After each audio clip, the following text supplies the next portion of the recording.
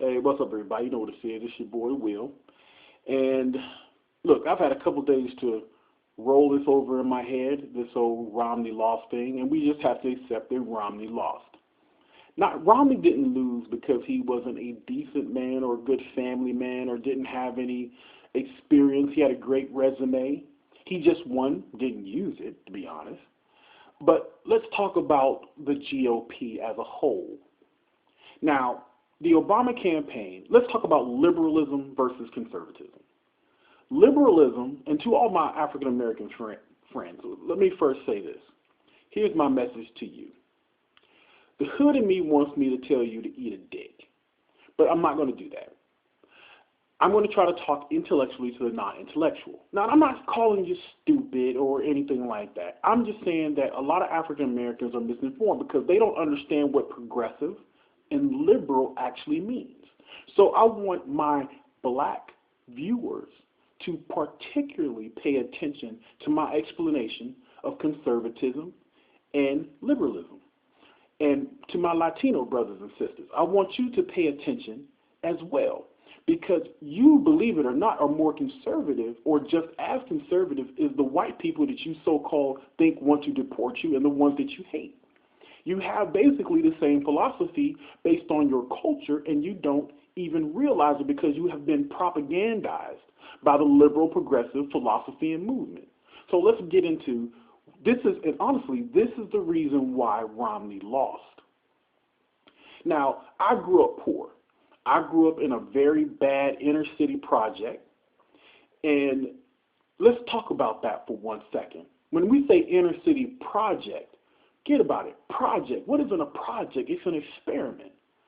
And this was low-income housing. You group a bunch of poor people together, and you separate them into these cul-de-sacs, basically, of low-income subsidized housing. And you see what happens. The project. But you know what? Let me get out of that. Let's get into socialism and liberalism. But like I said, I grew up in a poor place. And I've seen what progressive liberal philosophy can do to a people. Now understand this, people, that liberals believe that the government can do for you better than what you can do for yourself. The government can give you your destiny better than you can define your destiny for yourself. They believe that the individual is corrupt and left to his own devices will destroy himself without government intervention. So the government must hold the hand of the American citizen in order to guide him in the right direction, because you are incapable or just don't know how to do it yourself. So they must be there for you in order for you to succeed. Remember when Obama was talking about how the highways and all that kind of stuff? He basically was giving you the foundation of what I just told you. And see, for my conservative viewers, that is why Obama won. Because see, the people who voted for Obama didn't just simply want stuff. But like O'Reilly says, or a lot of GOP pundits say, they didn't simply just want stuff. They believe, honestly, that they are incapable of succeeding without government intervention, because that is what they have been taught through our public school system and through our higher education in our universities across the country. They believe that there has to be government intervention in your life from cradle to grave. Obama put that on his website. Because the individual, like I said, left to his own devices will destroy himself. And see, they see in the inner city neighborhoods, they see in the 80s a bunch of people laying on their backs. And it didn't matter what color they were. Women laying on their backs, black, white, Latino, having baby after baby after baby in order to abuse the system of the safety net set aside in the Great Society and also given to us by Republican Richard Nixon with the food stamp program. And see, if you go back and really look into the food stamp program, Great Society, welfare, you will understand that those were temporary bandages put on a poverty cancer that was eating away at the country's foundation. And see, liberalism believes that if you don't, how can I say, if you're not able, then the government should come in and take care of you. But see, that is a very honorable way of thinking. If you can't fend for yourself, if you are weak or you are disabled or you have some kind of issue that comes around, then we should all come together collectively and help. But see, when it goes awry is when it's government dependency.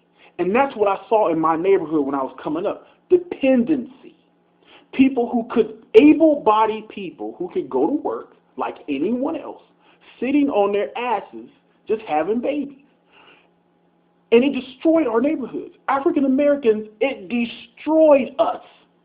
If you asked anybody with a grain of honesty in their soul, if they grew up in the 1970s and 80s and saw what welfare and drugs did to the African American community and say that it was not a bad thing, you are dishonest and you are the sellout. It decimated our families and our homes. It made us feel irrelevant and made us incapable of our own destiny. We did not achieve because we wanted to achieve. We just achieved to survive. Now, let me explain that. We just were surviving. We weren't trying to progress. Now, we had a bunch of black nationalists back then and black power people, PE, even in our hip-hop, telling us, move up, people. Marcus Garvey famously said, up you mighty race, accomplish what you will. And you can take that philosophy to all Americans. Up you mighty people and accomplish what you will. But see, the liberal philosophy is just that. It doesn't want you to accomplish. It wants you to depend on government. Because see, if you depend on them, the cycle continues. Not only you depend on them, but your family depends on them. And you just keep going and going and going. Because honestly, liberals believe that you are like children. See, Obama believes wholehearted in this philosophy. And see, we have been alienated with this whole thing that if you are an individual and you achieve something and you move beyond your status, that you somehow, some way did it illegally, or you were wrong, or you wronged someone in order to achieve it. So it's up to the government to balance everything out. And see, that's one of the reasons why Obama won, because he got the majority of the American people to believe that everybody should pay their fair share. But he did not tell you that a lot of Americans don't pay their income tax. A lot of people got loopholes. We're talking about loopholes in taxes. What about people who have children versus people like myself who don't have children, who get better benefits from the tax code than I do? See, everybody has a loophole. So when they use that to say that, well, Romney and people like him get a loophole, we all get loopholes. But see, the Romney campaign was not able to explain that because they didn't want to offend the middle class. When most people don't even understand they're not even middle class. If you live in a trailer in Tennessee and you make $9.35 because you are greedy at Walmart, you are not middle class. You are poor. And that's another thing I'm going to get into, the definition of poor and rich one day. But let's talk about conservatism. Conservatism is all about the individual. You pull yourself up. And you get somewhere based on your own merit. If you work hard and you do what you're supposed to do, then you should, let me put that in quotations, get where you need to be. Now, does racism exist? Does sexism exist? Does ableism exist? Does ageism exist? All the isms exist. And is the struggle harder for some versus others? Yes. There will always be inequality in this country and around the world. America does not have inequality as an exclusive manufactured product here. But I love the basic premise of the philosophy. that you pull yourself up and see as people of color, people of America in general, if we all would adhere to the philosophy that I am responsible for my own destiny, and that my destiny, and if I achieve, then I can, by example, make others achieve along with me, and then I will pull that person up, because we don't need the government to hold your hand. We can hold each other's hand. That is the most beautiful thing about conservatism, and we've always been that way. There is a very famous poster that came out within African Americans in the 1990s, where a brother is over a hand, over a wall, reaching down to pull up another brother's hand. And we have to get that philosophy as a whole, as a country. We can pull each other up. The government should be, by constitution, there to provide services as far as the roads and infrastructure and to protect us. But everything else should be about us. And I'm not talking about corporations. I'm talking about the American individual spirit, how we can be what we need to be. We can be the ones that we've been waiting for, to use an Obama term, because he was speaking a conservative philosophy but didn't even know it. It really does take a village to raise a child, but each individual must be responsible for themselves. You and your actions. And see, pure conservatism is not pro-life. I'm about to break some barriers here for you conservative GOPers. It's not pro-life. That's because you are interfering in somebody's life. Now, somebody's saying, well, you're talking libertarianism. No, because I don't believe that there should be no government at all. And sometimes libertarians take it way too far. But I stress the individual. The individual is what should be stressed in our culture, period.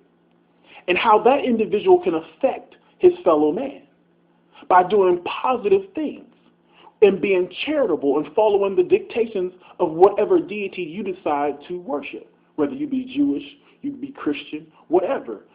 Follow those philosophies, because they all have a basic philosophy of helping your fellow man. Now, when we say helping your fellow man, I'm not talking about government intervention. I'm talking about human spirit, the human spirit of giving and wanting to share with your fellow man. Not share because you've been forced to by the government, which Obama wants to do, when he says fair share. Everybody should pay their fair share. I'm talking about the individual having a good heart and wanting to share, being charitable. That's what Christ wanted us to do, be charitable to one another. Some people say Christ was the ultimate liberal. No, he was the ultimate conservative, because he said, and I'm about to use a Bible phrase, I believe it goes something like this. For God so loved the world that he gave his only begotten Son. Whosoever believes in him shall not perish but have everlasting life. It didn't say we all need to. He said for who should believe in him. You, the individual, you can bring your heart to Christ. Not the next guy, not the next guy, not the next guy, or the group, or the village, or the country. It's you. Now, I don't know if Christ said that personally, and I'm pretty sure it was just a verse, but that's the basic premise. And we need to get back to the individual. So why did Obama win? Because he was able to sell jealousy, envy, and racism. He told people that rich people like Mitt Romney want to take away all your stuff that the government has given you. He wants to make you be responsible. And see, let's be honest, the majority of Americans do not want to be responsible for their own actions. It's easier to blame someone else for your failures than to look inside and see the failure of yourself. I know I went into a lot of things, and I want to get to them a lot more deeper in more videos to come. But think about that. That is why Romney lost. Not because, he didn't run a great campaign, and the 47% thing did hurt him. But the 47% thing was about individual responsibility. He was basically saying those Obama voters, they want someone to give it to them. They don't want to earn it. And also the auto bailout. Just pure politics, people, nothing's going to change. The House is still in Republican hands. Obama has no mandate. And we are facing a fiscal cliff. We have automatic things that are going to hit January 1st that are going to blow your mind because you just don't know. I honestly believe, people, I know this video is super long, so I don't know if anybody's going to actually watch a 15-minute video, but I want you to get this basic message. It is up to you. Obama cannot help you. Obama will not give you a house or give you a car. He gave you a bunch of promises in the first term that he didn't keep, and he's not going to keep them this time either. So let me tell you this. The way the Republicans and conservatives win the future, to use another Obama term, is to stick to pure conservatism, pumping the individual, not corporations, not rich people, but believing in the American ability to work and do for themselves and pull their fellow man along with them. That is pure conservatism. Not the Limbaugh conservatism, not Hannity conservatism, but pure conservatism is about us. Liberal progressiveness is about them.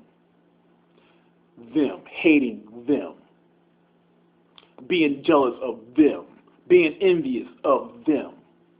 They are going to hurt you. They are going to do this. And we are the only ones who can protect you from them. But conservatism is about us. And if in the next elections they come with that philosophy and they pump that, we win hands down.